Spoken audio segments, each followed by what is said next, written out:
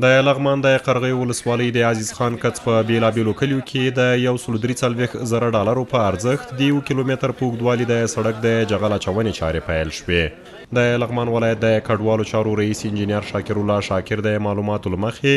د IOM همکاري موسسې په مالي ملاتړ د $143,000 امریکایي په ارزښت د 1 کیلومتر سړک جغل اچونې او د سړک دواړو خواو ته د 800 مترو په اندازې استنادي دیوال او د 1200 مترو په اوږدوالي ویالې په اساسي ډول جوړیږي چې د 3 میاشتو په موده کې به یې چارې بشپړې شي. د مهاجرت نړیوال سازمان د کډوالو وزارت په همکارۍ باندې تاسو ته پته وي او د قرغیو ولسوالۍ د عزیز خان کلي د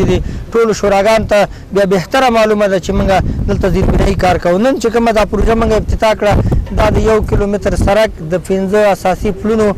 او تقریبا د 1400 متره د کانال اساسي پخول به د دې قیمت. د لغمان مرستیال والی خواجه محمد اسامي خوښي وښوده چې په لغمان ولایت کې د بیارغونې چارې په چټکۍ سره روانې دي. نوموړي د یادې پروژې مسؤلینو ته سپارښتنه وکړه چې چارې په ښه او اساسي شکل ترسره کړي او ترڅنګ یې د یادې سیمې له اوسیدونکو څخه د دې پروژې د تطبیق او څارنې په برخه کې د همکارۍ غوښتنه وکړه.